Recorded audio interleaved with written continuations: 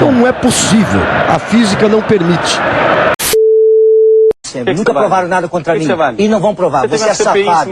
Você é moleque. Você é safado. Você é moleque, você é safado. Vamos baixar a bola. Você é moleque safado. O novo técnico do Flamengo é o senhor Valdemar. Irmão do... Por que o Valdemar? Vem comigo, torcedor carioca. Nós estamos de volta, hein? Eu sei que você achou que o programa tinha falido, que a gente estava aí... Achou errado, otário. De mal a pior, porém, estamos aqui. A verdade é que jogo segunda-feira acaba com a nossa agenda, né? Normalmente é o Vasco jogando segunda, não sei porquê, né? Se tem alguma coisa ali já, né, querendo implicar alguma coisa, porém... Botafogo não joga segunda, né? O líder Já começou joga a jogar contra a gente. Porém, o Vasco é líder do retorno, Henrique. Isso e muito mais. Um dos líderes. No programa de hoje, na verdade, uma rodada rara em que o Botafogo foi o único carioca que não venceu, hein? Normalmente. Crise no Botafogo. Ao contrário. Deve ter sido a única que aconteceu isso, provavelmente. Mas... Levando em consideração que a gente tem 3, 4 vitórias, então...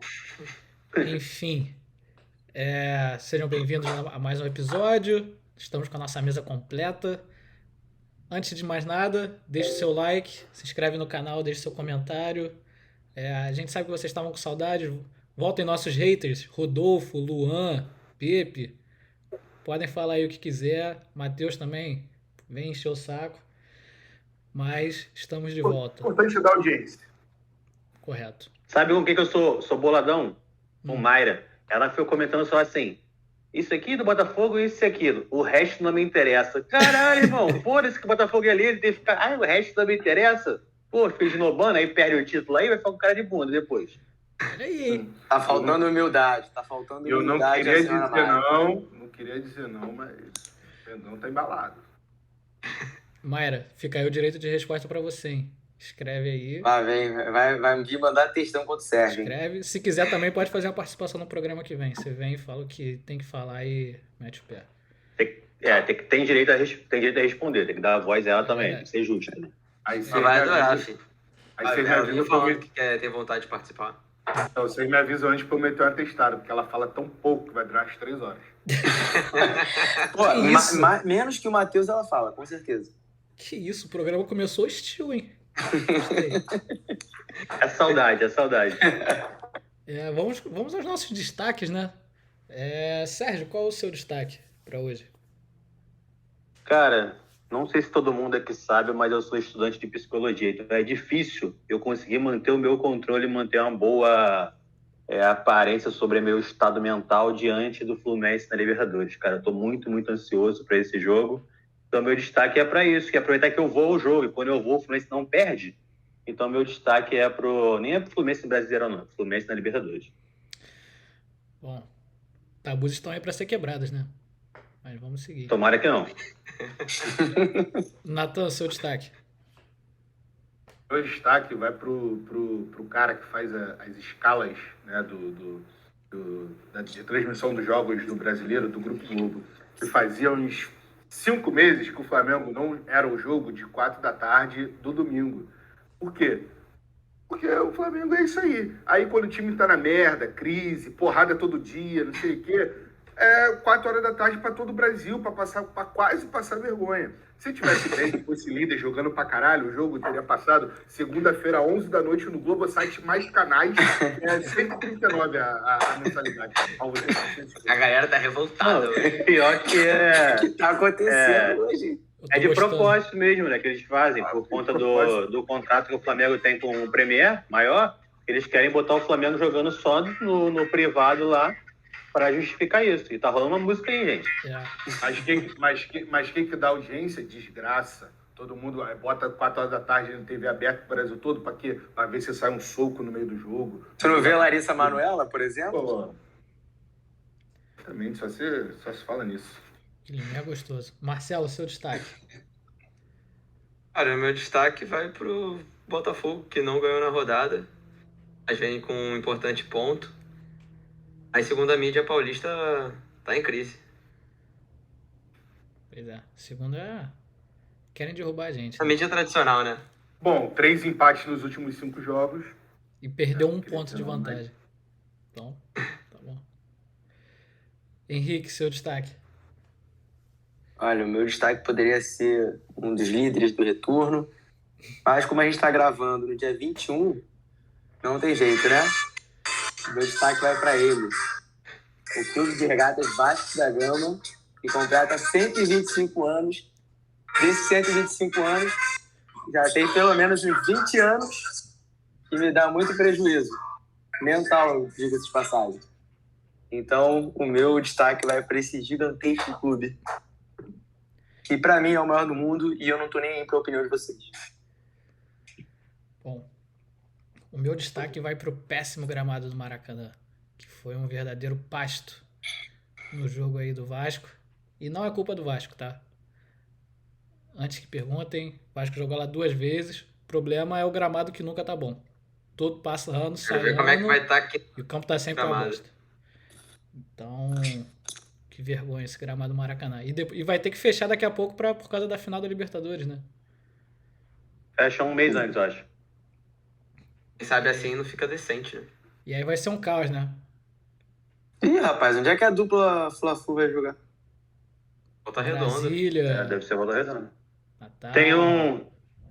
O Fluminense, acho que são 2 datas, 2 ou 3, e o Flamengo também 2 ou 3. Uma dessas do Flamengo é o Flamengo e Vasco, que vai ser em Brasília. Então já tá definido isso. E parece que o Fluminense e Botafogo também acho que vai ser no Nordeste, alguma coisa assim. Então aí sobraria uma data do Fluminense, que aí dá pra botar pra Volta Redonda. Porém, são jogos importantes, né? Que vai perder ali reta final de Campeonato Brasileiro. Cara, essa situação do gramado do Maracanã é muito, muito louco, né? Porque parece que é um jogo de empurra-empurra para ficar jogando para cima de quem é a culpa, sendo que, como você falou, o gramado nunca esteve bom. E a gente já sabe que é difícil o gramado ficar em condições excelentes por conta da quantidade de jogos. Mas no estado que está, é impossível também falar. Então, aliás, toda essa discussão do Vasco jogar lá também é uma situação deplorável, que chato, né, cara? mostra o quanto que eles não conseguem minimamente se entender e definir bem e tentar uma solução possível. Eles sempre querem ficar jogando para a torcida, jogam uma notinha oficial para cutucar outro, fica nesse jogo de empurra-empurra que não beneficia nada do futebol carioca. E também não dá para entender o estádio do Vasco estar fechado, né? Que foi o que meio que iniciou. Para mim é implicância mesmo contra o Vasco. É uma medida preconceituosa, né? Então, nada mais explica, né? Não tem explicação, que é algo que... Não tem como se explicar o argumento que foi utilizado para interditar São Januário.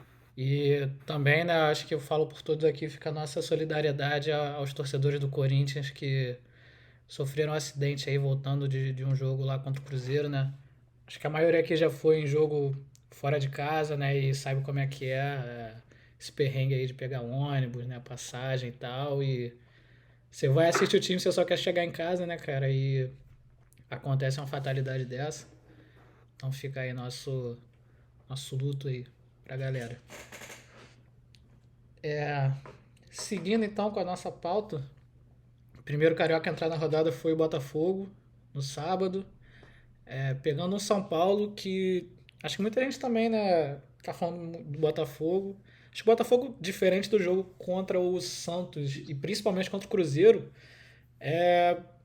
jogou de igual para igual com o São Paulo. Bem que o São Paulo meio modificado ali, mas no segundo tempo entrou, né, o Lucas, o Calheri e tal.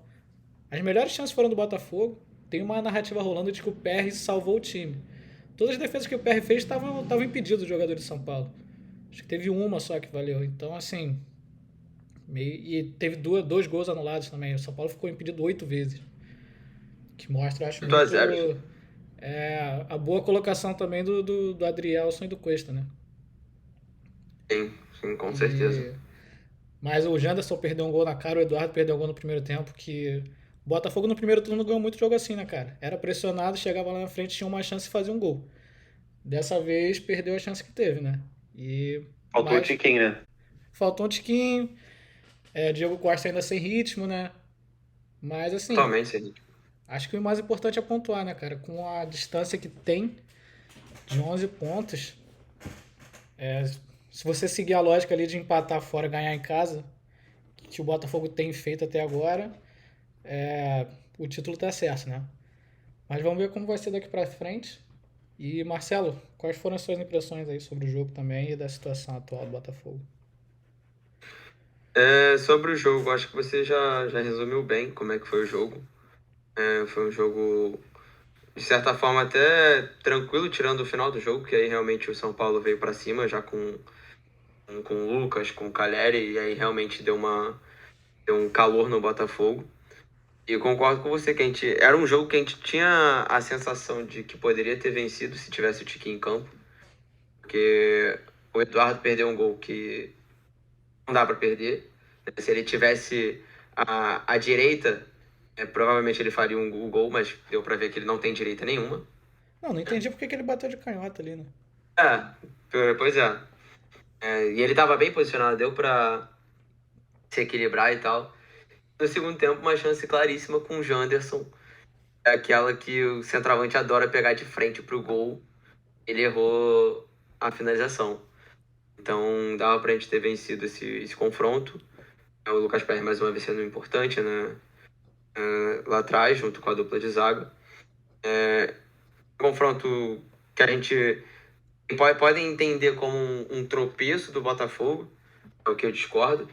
Jogar contra o São Paulo lá nunca é fácil. Então, eu avalio como se fosse um ponto ganho na briga pelo título. Então, se argumentam que os concorrentes aproximaram 2 pontos do Botafogo, eu prefiro acreditar que a gente ganhou um ponto. Então, lembrando que esse próprio São Paulo misto quase ganhou do Flamengo no Maracanã, né? Ganhou por causa de um pênaltizinho ali no final do jogo que o Flamengo conseguiu. No final do jogo. Então, não há motivos para se preocupar ainda, muito pelo contrário. O Botafogo faz o feijão com arroz fora de casa. E se empatar tudo fora de casa e ganhar todos em casa, que é o que tem acontecido ultimamente, a gente é campeão brasileiro. Eu só acho que assim, agora vem a... Pode parecer, não sei, né? Lógico que toda rodada vale a mesma coisa, mas essa sequência o Botafogo agora pega Bahia em casa, depois clássico com o Flamengo, Corinthians e Atlético Mineiro fora. Então são 4 jogos. Acho que se o Botafogo conseguir fazer pelo menos aí uns 8 pontos, ele se mantém bem. Ganhar pelo menos os 2 em casa, né? E conseguir 2 empates fora.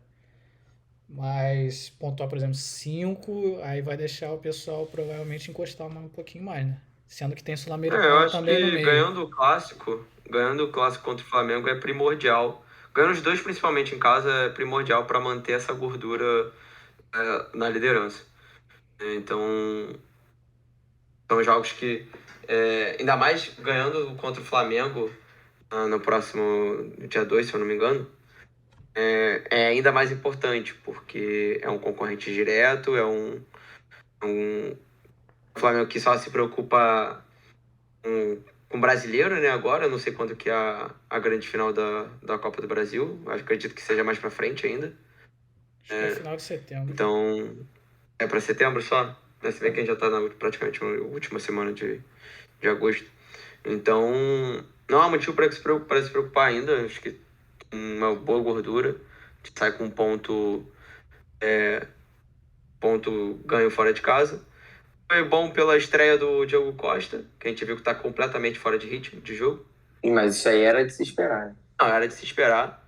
A gente viu quanto o Tiquinho Soares faz falta no ataque do Botafogo.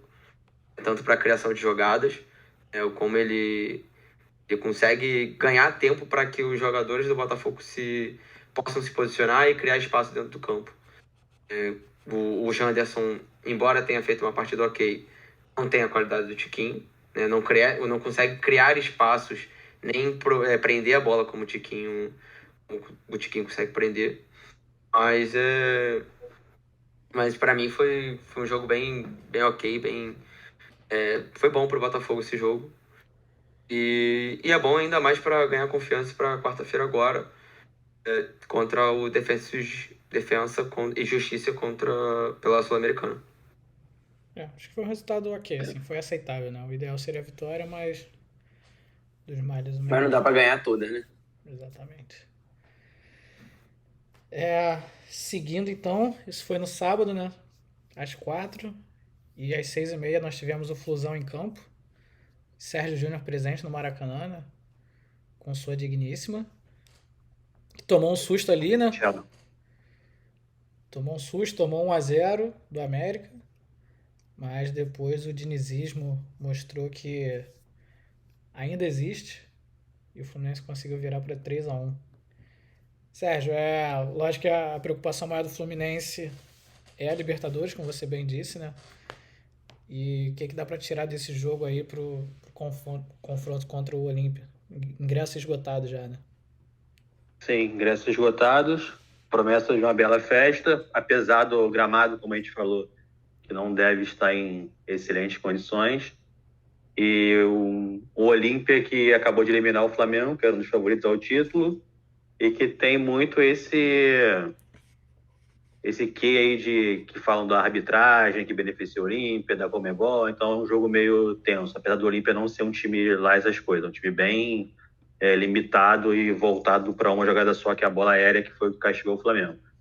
Mas sobre o jogo, o Fluminense demorou até tomar esse gol que abriu o placar da América Mineiro. A América Mineiro teve uma sequência de chances, teve uma que o Fábio errou, chutou em cima do atacante do América, e o cara sem goleiro conseguiu chutar para fora, não faço ideia como. O Fluminense fez um péssimo primeiro tempo, teve uma chance ou outra ali, e aqui a gente não gosta de falar de arbitragem, né, mas um lance totalmente bizarro do Lima, de cara pro gol, ele é puxado, aí ele chuta pro gol e dá a impressão que se ele tivesse caído, o juiz teria marcado o pênalti. Então é uma falta de critério, assim como esse lance de mão, a gente nunca sabe se é pênalti, se não é, parece que ele sorteio. Então foi uma reclamação do Diniz e que dessa vez aqui tem fundamento.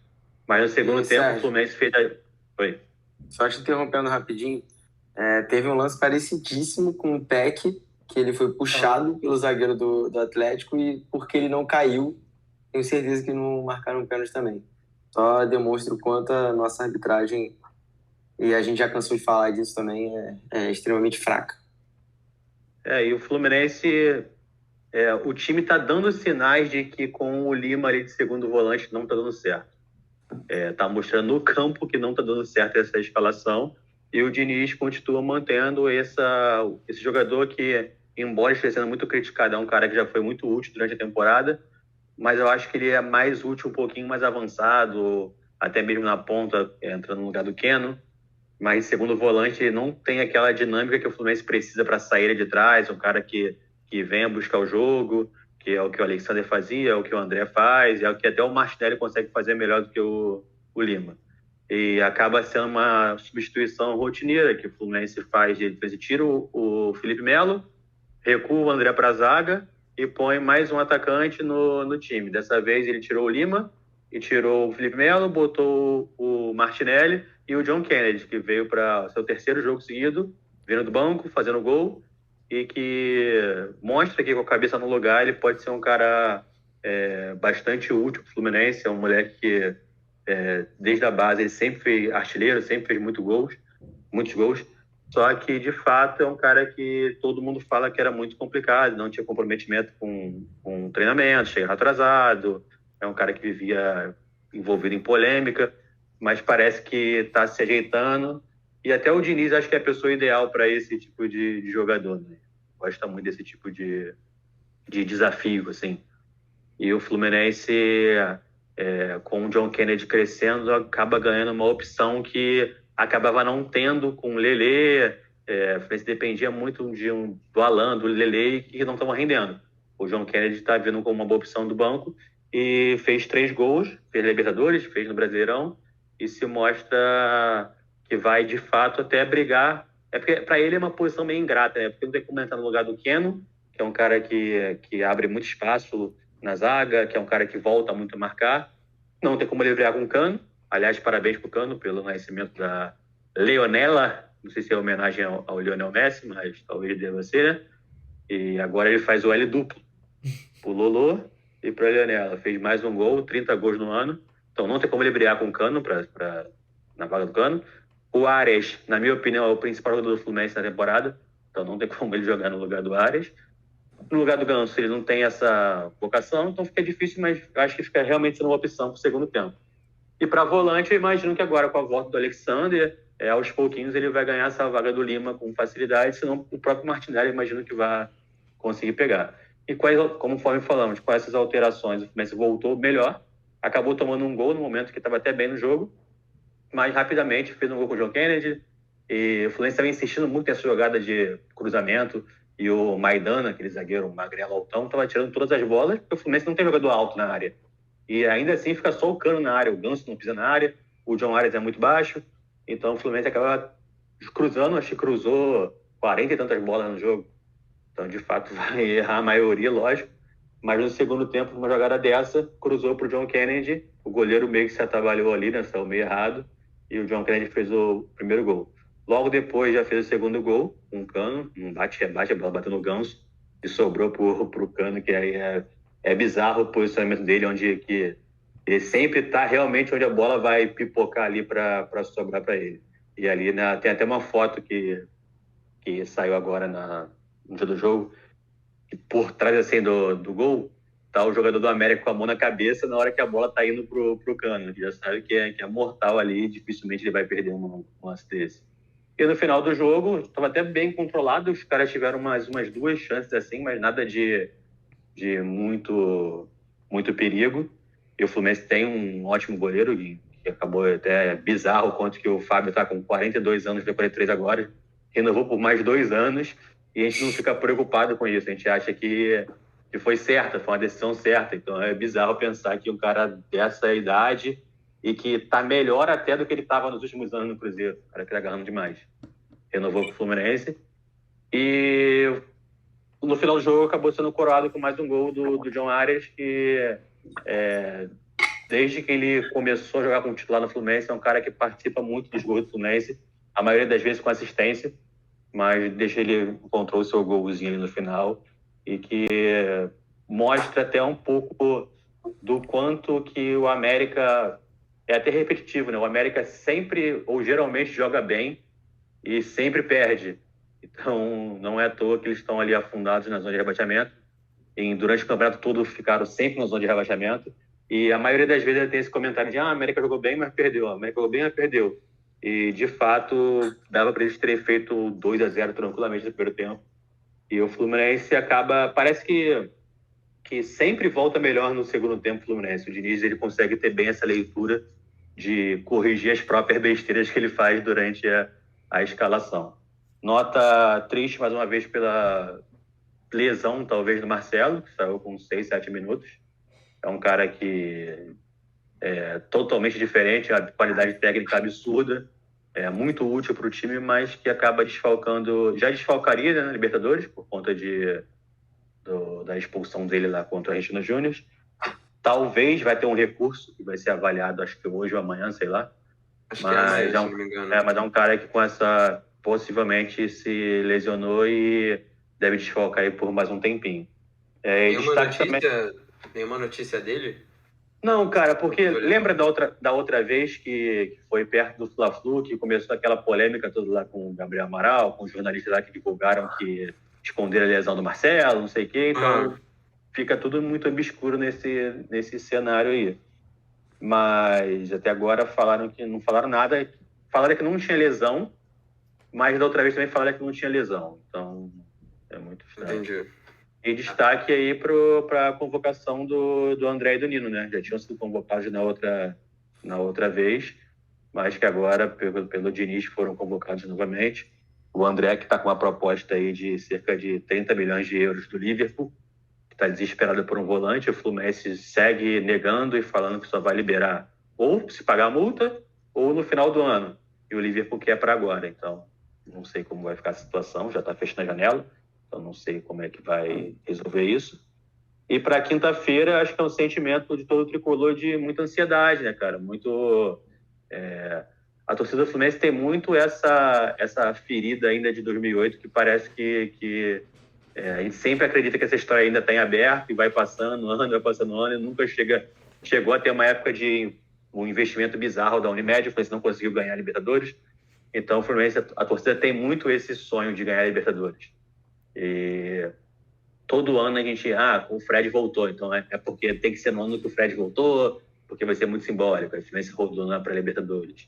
Aí no outro ano, tá nas quartas, vai passar do Barcelona, pega o Flamengo, que é clássico, aí tem chance de passar, chega na final, aí rodou pro Barcelona.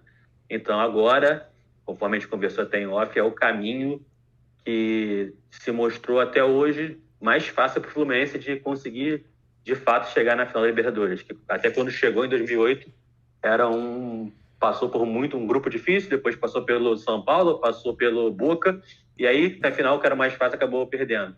Mas dessa vez o Fluminense enfrenta o Olímpia, que, conforme falamos, já é um time bem limitado e que não... Eu acho que é o penúltimo colocado do Campeonato Paraguaio. Mostrou contra o Flamengo, deu um monte de espaço. O Flamengo que acabou jogando bem mal mesmo e deixando a bola aérea... A defesa estava muito mal, na verdade, né? Então o Fluminense, apesar de decidir fora, eu acredito que tem uma grande chance de passar, né? Caso faça um bom resultado aqui no Rio. O Fluminense não perde no Rio de Janeiro para times de fora do Rio há 10 meses. É uma campanha muito boa e joga de fato, consegue bom resultado em casa. Sendo que fora é totalmente oposto. O Fluminense não ganha fora há não sei quanto tempo.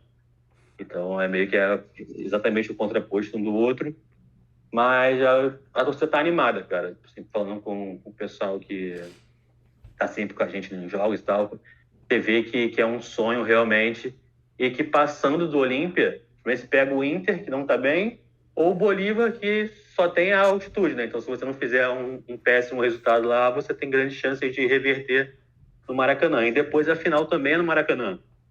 Que aí seria ou contra o Racing, ou contra o Boca, ou depois do Pereira, ou quem outro? Palmeiras. Ou Palmeiras. Então, é um cenário que está desenhando que o sonho é mais possível. E o Fluminense acabou melhorando também agora nessa reta final de agosto, né? Mas é aquilo. Libertadores se ganha, né?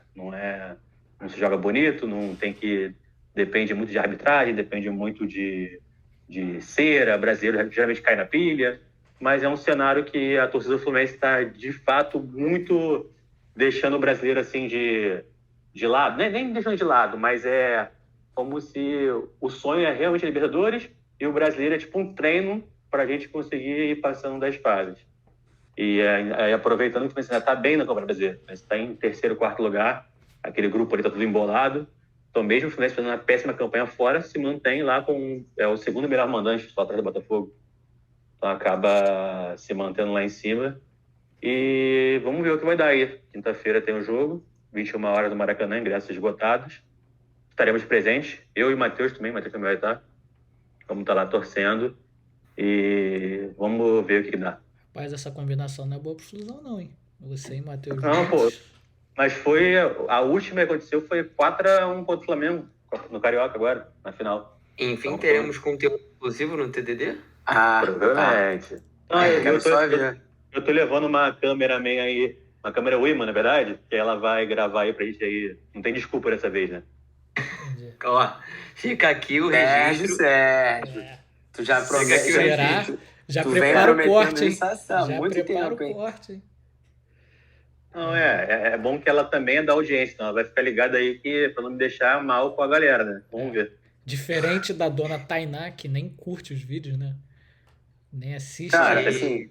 Isso é absurdo, Cara, assim, eu já tentei falar sobre isso com ela, mas infelizmente, pra variar, eu não tenho nenhuma moral e ela me ignora solenemente. Eu vou voltar a focar nesse ponto com ela para que ela volte, pelo menos, a dar like nos vídeos. É o mínimo, Porque, de fato, né, assim, ela não respeita nem esse meu trabalho. Então é complicado. Aí depois quando tu tiver aí tirando onda, ela vai querer aparecer junto, né?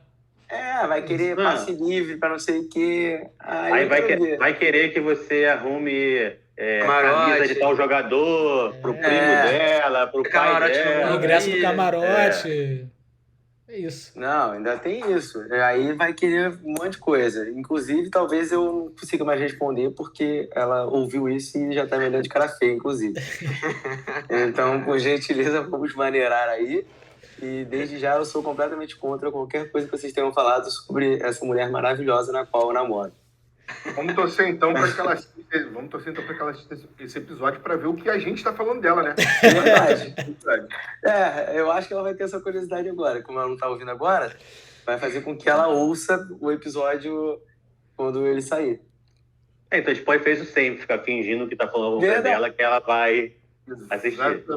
Verdade, um bom ponto. Lembrando que o episódio... Vamos começar a falar mal de todas. Todas as terças, às 7 horas da manhã, hein? Já deixa aí, você indo trabalhar, já bota lá no Spotify. Já vai ouvindo, Que inclusive, fica aí o feedback positivo pro nosso novo editor. Não tá falhando na missão, coisa que nosso antigo editor, que graças a Deus foi demitido, não conseguia fazer. O nosso editor novo consegue cumprir com exímia qualidade. Muito bom. E fica bonitinho, né, lá, fica a fotinha, lembrete. O episódio vai iniciar, tal. Fala, caraca. Foi tipo o Bruno Lage assumindo, entendeu? Já o time evolui. E... A gente só tá precisando editar a foto de capa, né? É verdade. Colocar a carocha do Cai a cobrança. Colocar a carocha o elogio vem junto com a cobrança. Não, mas foi uma crítica construtiva agora. Achei justo. E Henrique, falando nisso, quem tá voando é o da Gama, né? Ramon Dias, o novo ramonismo. Os reforços que chegaram aí estão ajudando, né? Praxedes, Paulinho Paula, craque. Quem diria, Praxedes? O nosso Cara, mas Verrete, e ainda tem o Paia para estrear, né? E quem diria que com reforços e com um técnico o Vasco ia melhorar, né? Quem Todo diria mundo, que isso ia acontecer? Parabéns Já ao diria gente, Thiago Coxinha, só. Já diria Thiago Coxinha. Só faltava Essa diretoria tá de parabéns por ter observado isso agora e... Não, nunca critiquei. Vai revolucionar o futebol brasileiro. E sem contar que, assim, iria ficar pior do que tava, ia ser muito difícil. Muito difícil. Porque do jeito que tava, minha Nossa Senhora. Na verdade, é uma síndrome que o dirigente do futebol brasileiro tem de segurar no início do ano e aí no meio do ano corre atrás de reforço, sabe? Principalmente quando tá desesperado, né? Que é o caso do Vasco. Então, pelo menos a diretoria resolveu fazer alguma coisa, mesmo que é um pouco tarde. Espero que não seja tão tarde assim. Mas, aparentemente, achamos um técnico. E o Ramon Dias, aparentemente, tá fazendo um bom trabalho. Eu fico meio receoso de falar que ele tem feito um bom trabalho, porque é muito cedo. Mas já melhorou bastante. Mas assim, então, dá pra ver uma melhora clara no time. Assim, agora a gente tem um time, de fato. Antes a gente tinha um amontoado de pessoas que corriam atrás da bola. Agora a gente já vê um time. Ele tá conseguindo a proeza de fazer alguns jogadores que eu odeio com todas as forças jogarem bola, que é o caso do meu querido Robson Bambu, que tá com o bambu lá no alto. Agora, antes, quando eu comentava sobre ele, era digno de tristeza. Agora... Caiu, cara. Fechou. Não, agora até ele tem jogado bem, mas tem me dado esperança. Quando a gente ganhou do Grêmio, eu falei que eu ia segurar um pouco contra o Bragantino. A gente quase ganhou do Bragantino, assim como também quase perdeu, principalmente no segundo tempo. No primeiro tempo a gente teve a esperança de ganhar. No segundo tempo a gente implorou para perder. Me relembrou até o Vasco da época do meu querido... Até esqueci o nome do demônio. Do Barbieri, isso aí. Mas falando em si sobre o jogo, né? Conseguimos o tempo que a bola conseguiu rolar naquele pasto do Maracanã. O Vasco conseguiu jogar bem, cara. Construiu algumas importantes chances. O Verrete, ele é aparentemente, ele é um excelente atacante.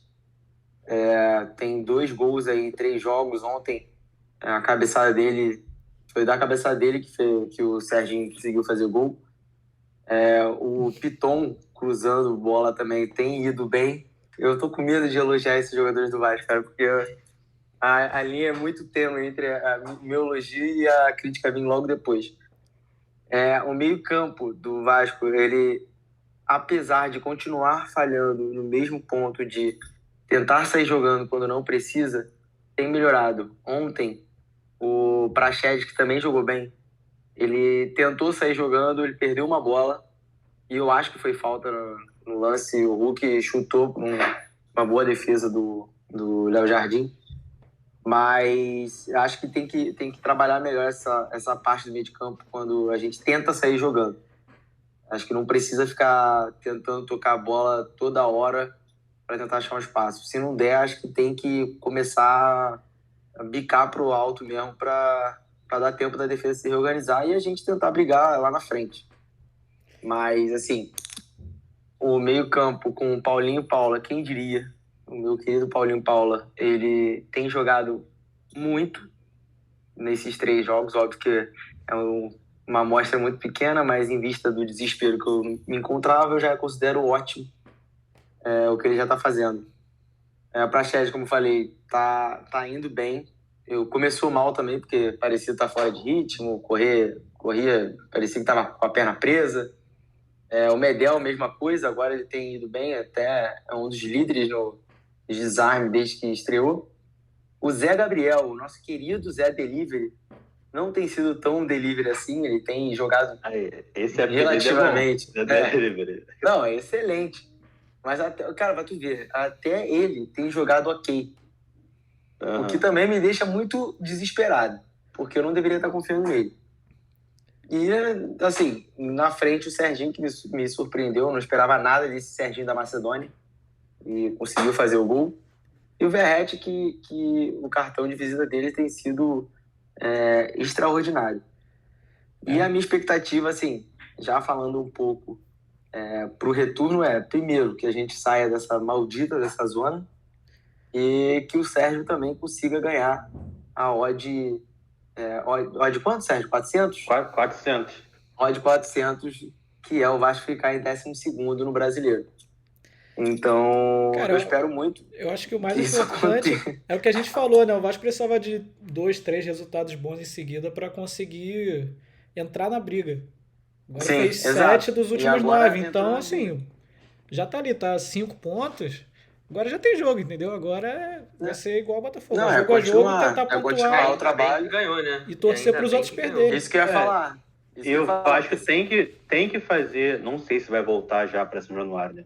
Tem que fazer de jogar em casa realmente a sua fortaleza ali e pontuar em casa e fora ficar beliscando, porque o time que tá lá embaixo, a régua é muito baixa. Eles não vão fazer uma pontuação de 45, dificilmente. Mesmo agora, todo mundo pontuou praticamente, né, nessa rodada, só que a gente sabe que não vai ser dessa forma e que o Vasco indo bem em casa, dificilmente vai sair com mais facilidade da zona da degola ali, né? Mas acho que vai ser uma briga até o final aí, hein? Santos, Vasco, Bahia. Provavelmente. Vai ser briga de foice no escuro para ver quem se salva. Não, e foi o que o Marcelo falou, né? Se o Vasco não ganha, a gente ia se complicar mais ainda. Porque a gente está a 4 pontos do Bahia, se eu não me engano, que é o 16º, o Santos está em 17º com 21, e a gente está com 16. Então são 5. Então a gente precisa continuar esse aviãozinho aí para cima, para que a gente consiga vencer até... agora eu vou sonhar mais, hein? Vou sonhar mais e venho fazer aqui um pedido do meu querido Abel Ferreira. Para quem não sabe, o Vasco enfrenta o Palmeiras no próximo domingo. O Vasco não perde pro Palmeiras. Já não vou adiantar meu palpite, mas... Então, mas eu já vou pedir já pro meu querido Abel Ferreira, que eu sei que ele assiste, porque às vezes ele tá lá rolando o filtro lá do YouTube, ele vê, tenho certeza. Ele mandou WhatsApp esses dias. Exato. Ele deu sucesso em Portugal. Porque às vezes quando eu falo com ele, ele me xinga. Ele é indisciplinado até no WhatsApp. Mas é um pedido para ele. Por gentileza, vocês não vão ganhar mais o Brasileiro. Foca na Libertadores e deixa o Brasileiro. Que aí a gente consegue vencer de vocês no domingo. Se Deus quiser, estarei presente. Depende depende se eu vou conseguir ingresso. Mas estarei, se Deus quiser, lá. E espero que o Abel Ferreira ouça o meu recado apelativo. Porque eu estou esperançoso que o Vasco vai sair dessa zona.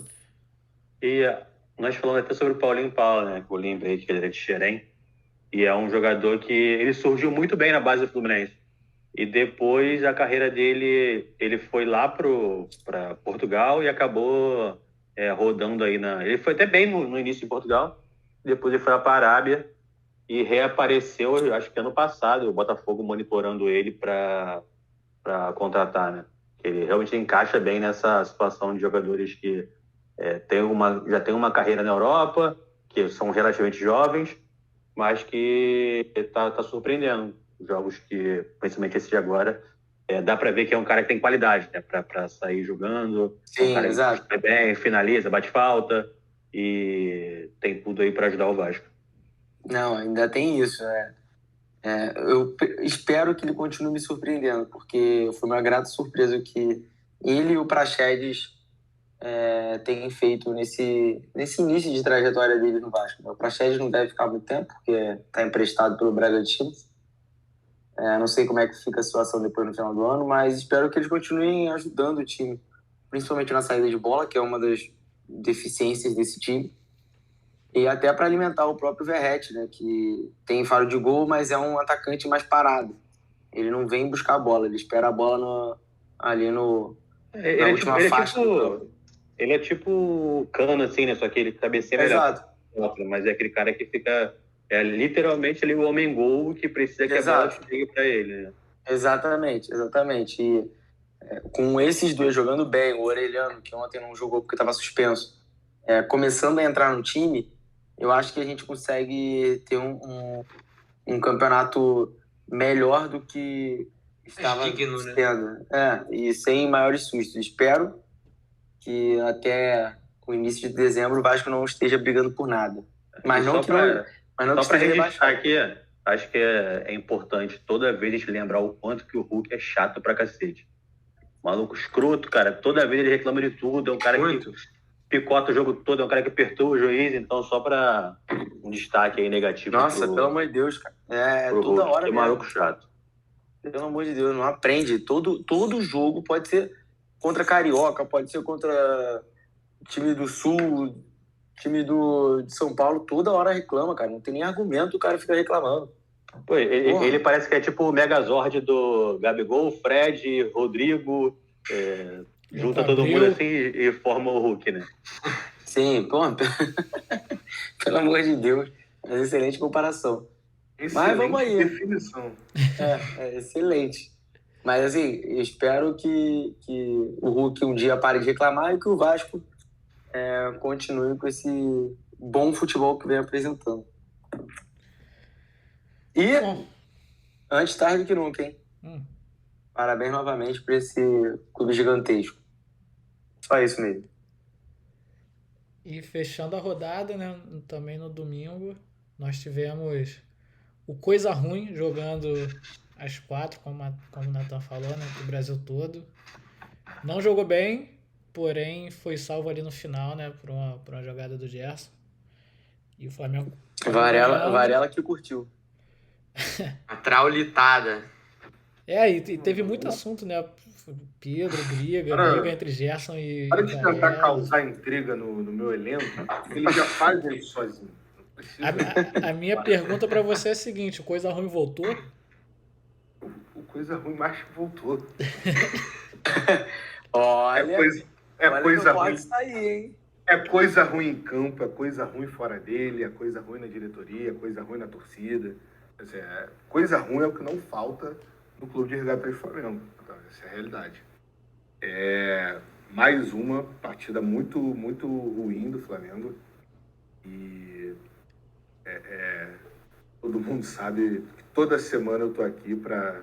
Parece até o antigo Henrique, né? Que o novo Henrique, agora que o Vasco ganha e tal. A gente ainda não conhece muito bem, mas parece o antigo Henrique, né? Que toda semana eu tô aqui para falar a mesma coisa. O quanto sempre faltou vontade para esse time, especificamente no brasileiro. Então hoje eu vou mudar um pouquinho o disco, né, para algo que acho que eu até bati muito pouco, né, na tecla, mas fica inegável, que é o seguinte, né, não adianta o time ter vontade, os jogadores podem decidir, de hoje até o final do campeonato, literalmente tratar todas as partidas como uma final, como o Gabigol até postou na internet aí, né? Para mim, para ganhar like de torcedor. Mas ainda que demonstre toda a vontade e entrega dentro de campo, vai esbarrar na limitação tática, que aí é uma responsabilidade 100% do técnico. Frases que eu costumo dizer aí que você falou, e polêmica, então aí vai mais uma. Para mim, o Sampaoli é o pior técnico dessa diretoria do Flamengo. O pior técnico que essa gestão já contratou, para mim, é Jorge Sampaoli. Forte, hein? Pior que Abel Braga? O time... Não. Digo dessa... Faz bandeira de mel, né?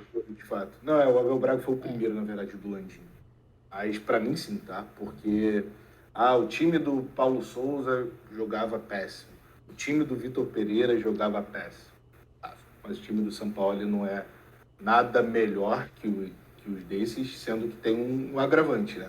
O Sampaoli, para mim, ele conseguiu duas proezas que nem o pior técnico, que nem o Abel Braga conseguiu, né, com esse elenco, que é plantar sucessivas crises. O clima no vestiário é péssimo e todo mundo sabe disso. E as demonstrações que esse elenco, né, costuma fazer para tentar, né, contrapor isso, de se abraçar o técnico e tudo mais, para mim é somente uma tentativa de se blindarem, né? Ficaram aí muito expostos na última semana, então vejo como uma tentativa de se blindar e parar de tomar porrada por tudo. Mas o clima é muito ruim, todo mundo sabe, dentro e fora de campo. E o segundo é que ele conseguiu destruir jogadores que vinham fazendo boas, se não ótimas temporadas pelo Flamengo. Especificamente dois, para mim, que é Ayrton Lucas e o Pedro. O Pedro, ele vinha de uma temporada tão fantástica que ainda hoje, agosto, estão pelo menos uns 4 meses numa fase muito ruim. Ainda assim, ele tem números muito bons na temporada e é um dos artilheiros do ano. Então, isso prova o quanto a temporada dele era acima da média antes do Sampaoli chegar. O Ayrton Lucas era um dos melhores laterais esquerdos do país. Não vou entrar no mérito, né, porque eu particularmente não sou fã do futebol dele como a maioria dos rubro-negros são, mas é inegável que ele vinha numa temporada muito boa e até se falava em quando ele teria uma oportunidade na seleção. Teve até de fato, ele foi convocado. Ele chegou a ser convocado, não entrou em campo. Não, ele foi até assunto aqui no início do ano, que como ele tava bem, né? Como ele tava vindo... Ele era destaque do Flamengo no início do ano. E pra mim, ele é da seleção do primeiro turno, o Ayrton Lucas. Ele tinha ótimas participações no ataque, assistências, gols, né? Então... E são dois jogadores que o São Paulo destruiu, né? Mas a gente elenca outros, apesar de não vir de uma temporada tão boa como o Pedro vinha, é inegável que, para mim, o Gabigol vive a sua pior fase nos seus 4 anos de Flamengo. Isso é indiscutível.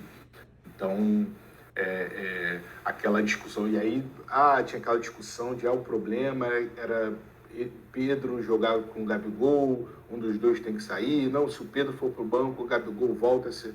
Não, nada resolveu. Aí depois, o Gabigol vai melhorar quando o Bruno Henrique voltar. Porque o resto do time não encontra ele em campo. Quando a Arrascaeta voltar da lesão... Não, nada disso. A Arrascaeta voltou, o Bruno Henrique voltou, Pedro foi pro banco, e o Gabigol continua na sua pior fase, na sua passagem pelo Flamengo.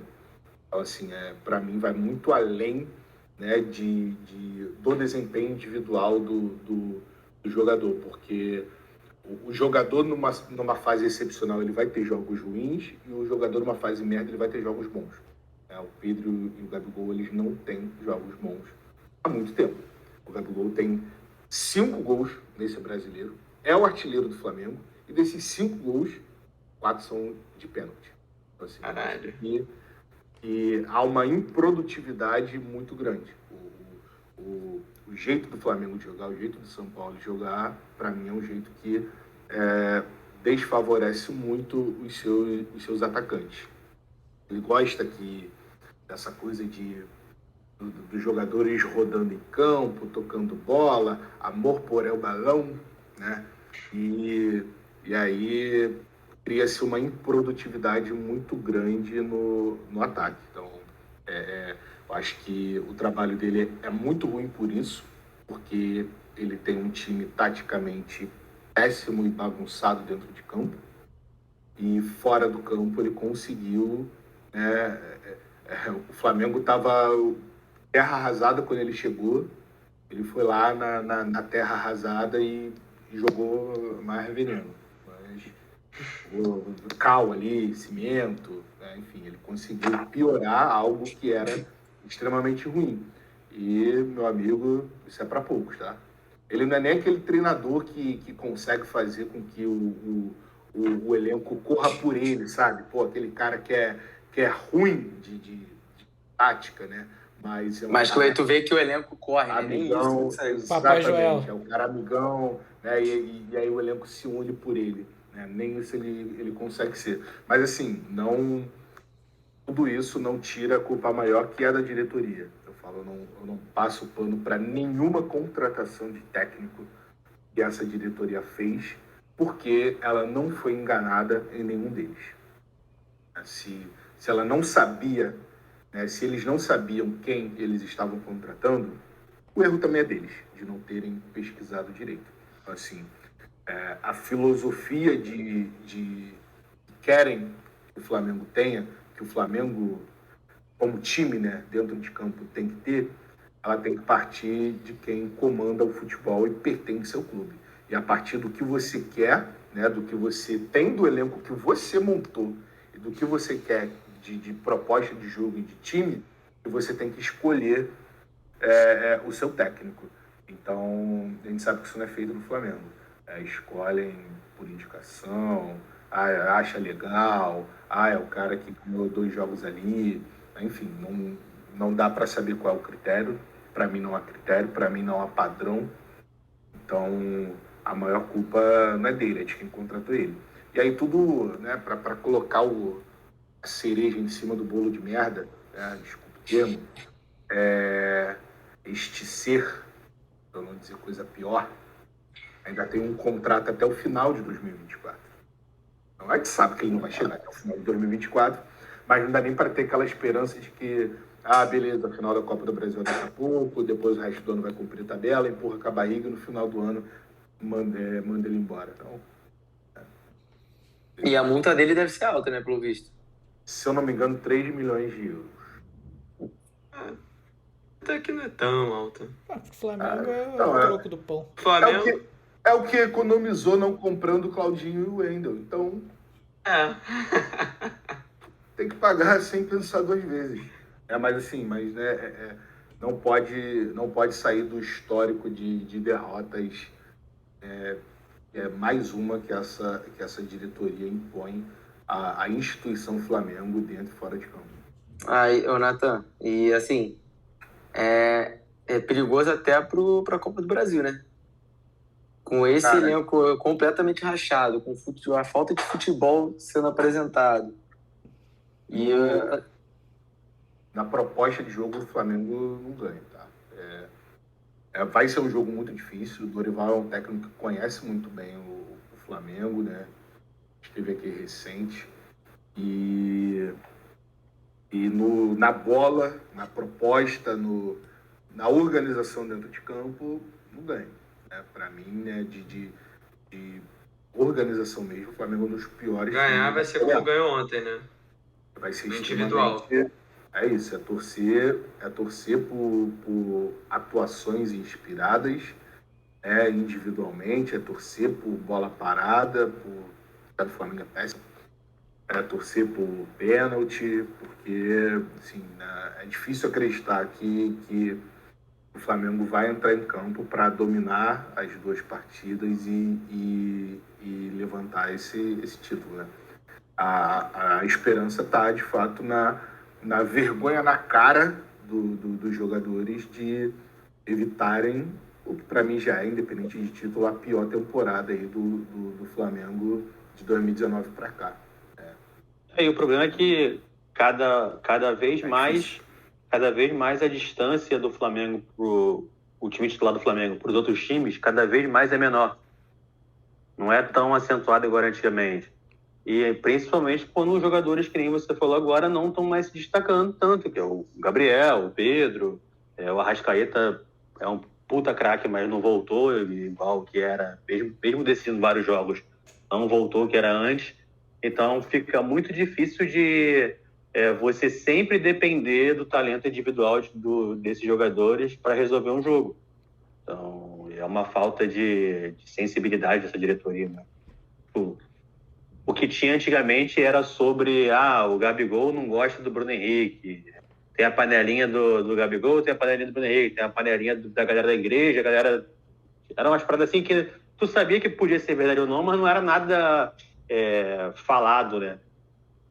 Provado, aliás. Agora você vê, cara, escancarado, a situação do preparador físico com o Pedro, a situação depois do Varela e do Gerson, aí os dois vão para campo, o cara com o nariz arrebentado, aí falaram que o Sampaoli nem se meteu, ficou de fora.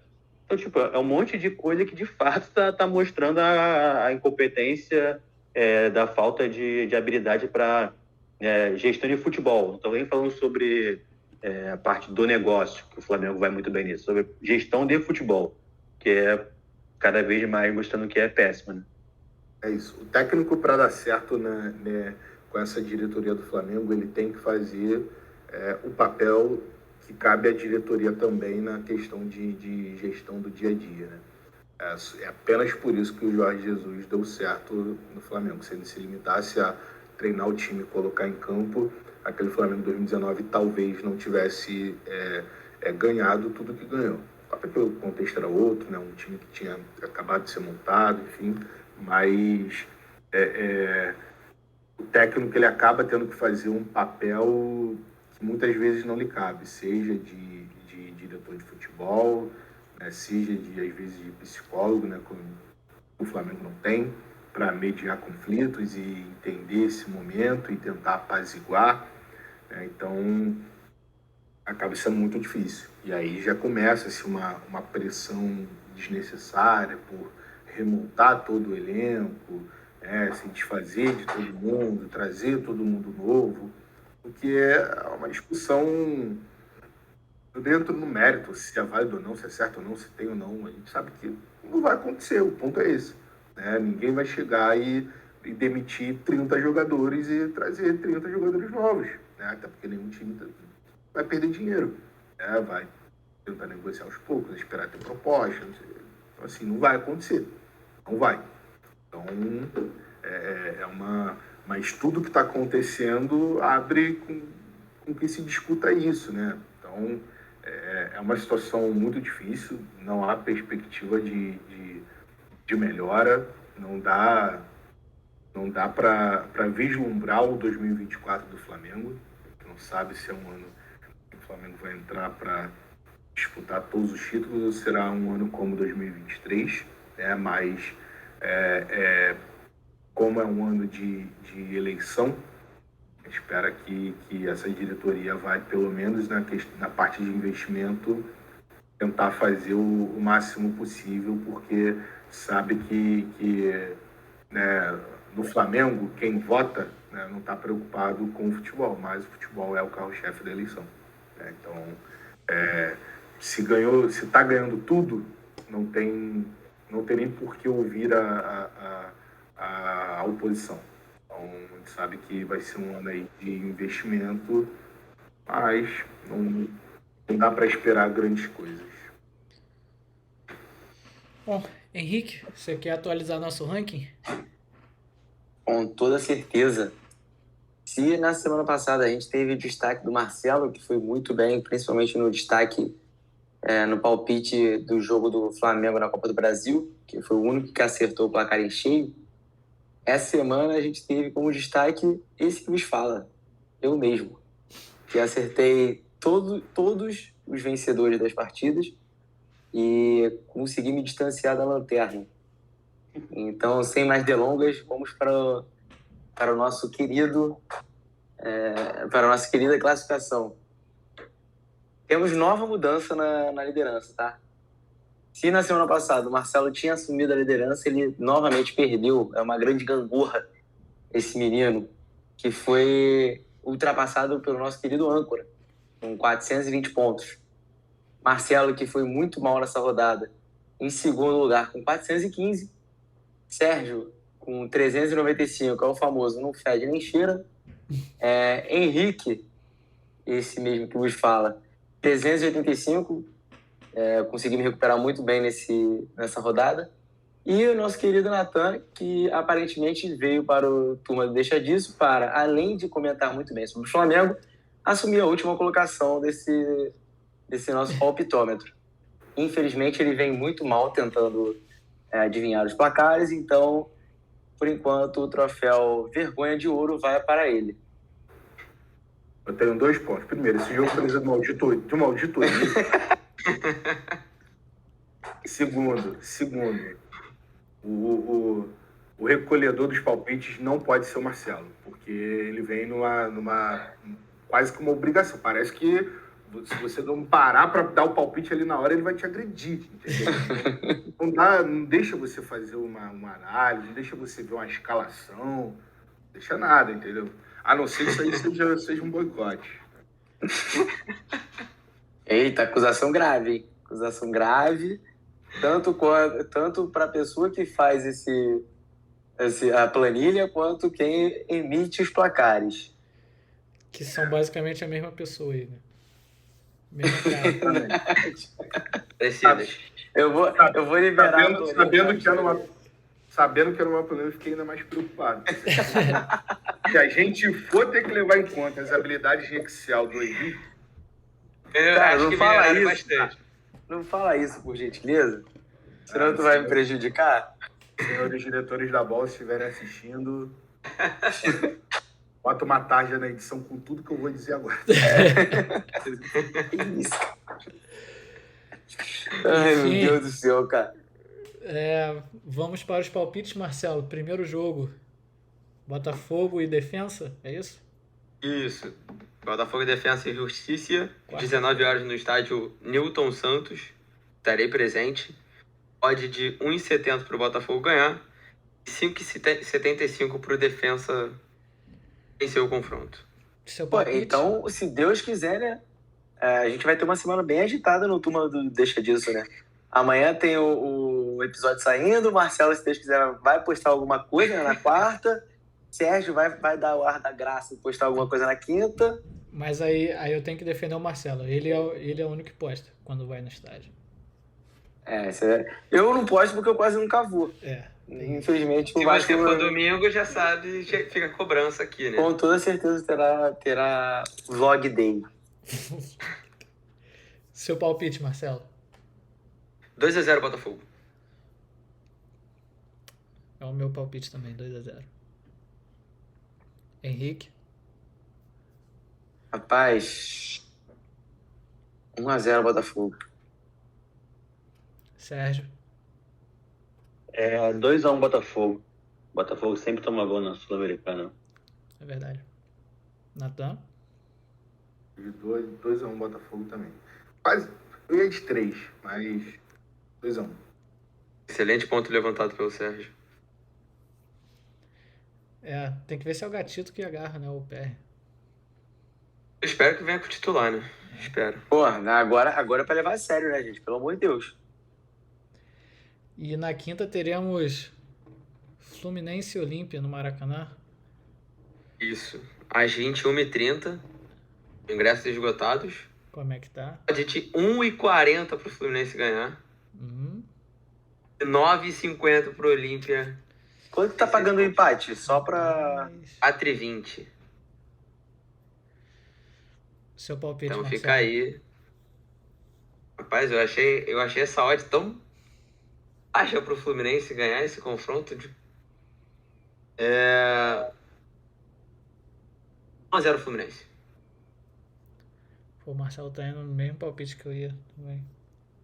Lembrei do gramado, lembrei do jogo duro que eles fizeram aqui no Rio também. 0-0.